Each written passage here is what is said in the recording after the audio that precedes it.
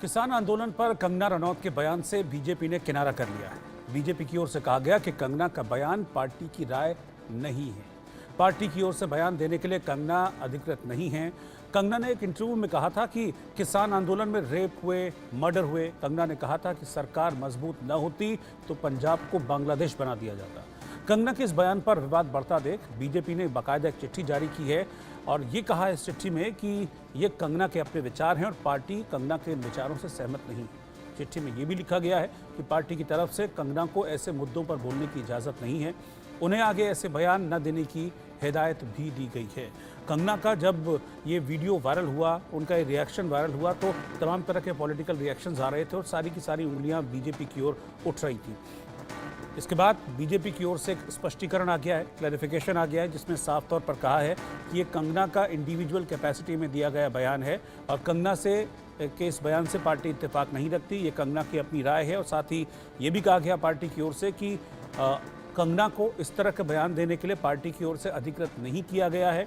ये पार्टी का वर्जन नहीं है और साथ ही कंगना को हिदायत भी दी गई है कि वो आगे अपने बयानों पर थोड़ा सा काबू रखें, इस तरह की बयानबाजी कंगना ना करें। क्या कहा था कंगना ने जिस पर इतना बवाल मचा, वो देखिए।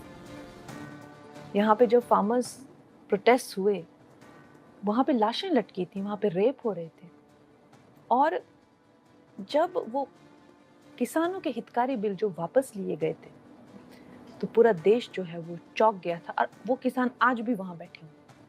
उन्होंने कभी सोचा ही नहीं ये बिल वापस होगा। वो बड़ी लंबी प्लानिंग थी जैसे बांग्लादेश में हुई है। तो इस तरह के षड्यंत्र, और आपको क्या लगता है किसानों, चाइना, अमेरिका, इस तरह की जो विदेशी जो शक्तियां हैं वो यहाँ काम कर रही हैं। और संजय शर्मा इस वक्त इस खबर पर मेरे सहयोगी साथ में जुड़े हैं। संजय, जब से कंगना रनौत सांसद बनी हैं उसके बाद हमने देखा विवादों में रही हैं। फिर चाहे वो चंडीगढ़ एयरपोर्ट पर एक सीआईएसएफ के कर्मचारी के साथ उनका विवाद था, पिछले दिनों राहुल गांधी को लेकर भी उन्होंने कुछ स्टेटमेंट दिया था, लेकिन ये स्टेटमेंट नुकसान पहुंचा सकता था बीजेपी को। इसलिए अब बीजेपी की ओर से क्लैरिफिकेशन दिया गया है और कहा है कि पार्टी का स्टैंड नहीं है। बिल्कुल, हमने देखा कंगना रनौत के लगातार जिस तरह से बयान दिए हैं उसके बाद बीजेपी हर मुद्दे पर कहीं ना कहीं डिफेंसिव नजर आई है और आज बीजेपी को उस स्थिति पर पहुंचना पड़ा कि बीजेपी को अपनी तरफ से सफाई जारी करके कहना पड़ा कि हमने कंगना रनौत को अब निर्देश दिए हैं, हिदायत दी कि वो भविष्य में इस तरह की बयानबाजी न करे, इस तरह की बयानबाजी से बचे। ना तो वो पार्टी की तरफ से बोलने के लिए अधिकृत है, ना ही पार्टी ने उनको इस तरह के नीतिगत विषयों पर बोलने की अनुमति दी है। तो बीजेपी ने साफ तौर पर कंगना रनौत से अपनी दूरियां दिखा दी है। साथ ही साथ ये भी बता दिया कि बीजेपी उनके बयान से असहमति व्यक्त करती है। रिलीज निकालना पड़ा बीजेपी को, तो ये बड़ा कदम है। कंगना रनौत को अगले बयान देने से पहले कई बार सोचना पड़ेगा, वरना बीजेपी के लिए फिर से वही स्थिति हो जाएगी कि पूरी पार्टी को एक तरह से डिफेंसिव मोड में आना पड़ेगा। ये बड़ा कदम है। जिस तरीके से उन्होंने जिस समय पूरी पार्टी इस समय चुनाव में जा रही है, हरियाणा के चुनाव है, जम्मू कश्मीर के चुनाव है, 2 राज्यों के चुनाव अभी अनाउंस होने बाद बचे, महाराष्ट्र और झारखंड के। ऐसे मौके पर किसानों के खिलाफ बयानबाजी करना बीजेपी को लगता है कि उसके लिए काफी नुकसान भरा सौदा हो सकता था। लिहाजा बीजेपी ने रिलीज जारी करी और असहमति जताई कंगना रनौत के इस बयान से। क्योंकि इस चिट्ठी में ये भी बात की गई है संजय की हिदायत दी गई है कंगना को कि आगे से इस तरह के बयान वो न दें। तो ये जो हिदायत है, क्या इसको एक तरह से आला कमान की नाराजगी के तौर पर भी देखा जा सकता है? देखिए, सूत्रों के अनुसार जो हमको जानकारी मिली है, कुछ बीजेपी के राष्ट्रीय अध्यक्ष जेपी नड्डा ने कंगना रनौत से बात की है। उन्होंने उनको समझाया कि आपको इस तरह के बयान देने से पहले बचना चाहिए। अगर पार्टी को उनसे कोई बात बुलवानी होगी या बयान दिलवाने होंगे तब पार्टी खुद उनसे बात करेगी, उनसे कहेगी कि आपको इस मुद्दे पर बात करनी है, बात उठानी है।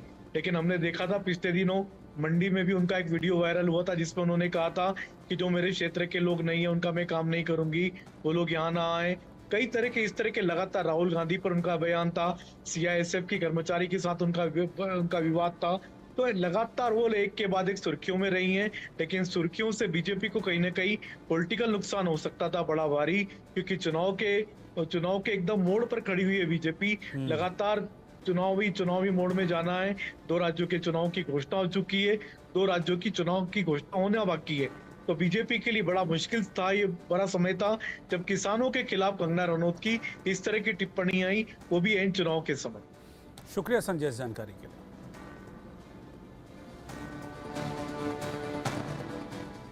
लेकिन कांग्रेस लग रहा है कि इस मामले को बहुत आसानी से छोड़ने के मूड में नहीं है। कांग्रेस की ओर से कहा गया है कि कंगना पर एनएसए लगना चाहिए, रासुका लगना चाहिए, क्योंकि बीजेपी सांसद कंगना ने देश के अन्नदाताओं को हत्यारा और बलात्कारी कहा है। कांग्रेस की तरफ से कैसे निशाने पर लिया गया कंगना रनौत को, सुप्रिया श्रीनेत ने क्या कहा वो देखिए आप। बीजेपी की सांसद कंगना रनावत का कहना है कि इस देश के किसान जो अपने हक के लिए, अपने अधिकारों के लिए लड़ रहे थे, प्रदर्शन कर रहे थे, वो असल में बलात्कारी और हत्यारे हैं। इस बात को कहने के बाद बीजेपी बिल्कुल चुप है, सरकार कन्नी काटने की कोशिश कर रही है। लेकिन आज बीजेपी को और सरकार को यह साफ करना पड़ेगा कि क्या ये कंगना रनावत की राय है या यही सरकार का मत भी है। सरकार बच के निकल नहीं सकती है, नरेंद्र मोदी चुप नहीं रह सकते हैं। क्या आपको भी लगता है कि इस देश के अन्नदाता, इस देश के किसान हत्यारे और बलात्कारी हैं? इसका बहुत बड़ा जवाब अभी आपको हरियाणा देगा, लेकिन आज आपको चुप्पी तोड़नी पड़ेगी। या तो इसका खंडन करिए, ये बयान वापस करवाइए, या यही आपका आधिकारिक स्टैंड माना जाएगा। अदरवाइज कंगना रनावत को कान पकड़ के माफी मांगनी चाहिए। दूसरी एक बड़ी बात उन्होंने कही कि ये जो प्रदर्शन हो रहा था, इसमें विदेशी शक्तियां सम्मिलित थीं।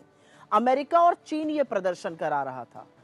हर कोई जानना चाहता है कि क्या देश इतना कमजोर हो गया है कि बाहरी शक्तियां हमारे देश में अस्थिरता फैला रही हैं?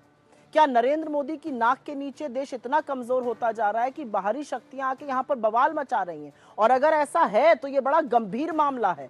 इस पर भी सरकार को अपना रुख, अपना मत साफ करना पड़ेगा, स्पष्ट करना पड़ेगा कि क्या जो कंगना रनावत कह रही हैं सही है, क्या विदेशी ताकतों की इतनी दखल है कि वो हमारे देश में अस्थिरता फैला रहे हैं। दोनों मुद्दों पर, अन्नदाताओं को हत्यारा और बलात्कारी कहने पर और विदेशी ताकतों के भारत में दखल पर, दोनों चीजों पर बीजेपी को भी और सरकार को भी अपना स्टैंड साफ करना पड़ेगा। नहीं तो यही वक्तव्य आपका आधिकारिक स्टैंड माना जाएगा। और क्यों नहीं माना जाना चाहिए?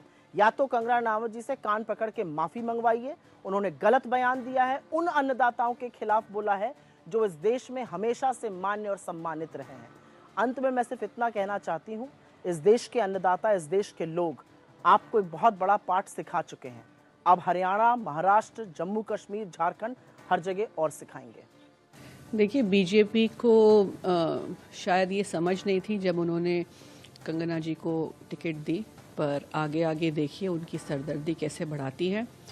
उनको आदत है फालतू बयानबाजी करने की, और इस तरह का इनसेंसिटिव स्टेटमेंट, खास करके हमारे देश के किसानों के लिए जो सड़क पे उतरे थे और प्रोटेस्ट कर रहे थे, उसको इतनी इनसेंसिटिवली लेना और उसके बारे में इतनी लूजली बात करना, तो ये बिल्कुल शर्मनाक बात है। पर ये बीजेपी ने बीज बोया है तो वही संभाले। अब यूपी के बहराइच में 4 आदमखोर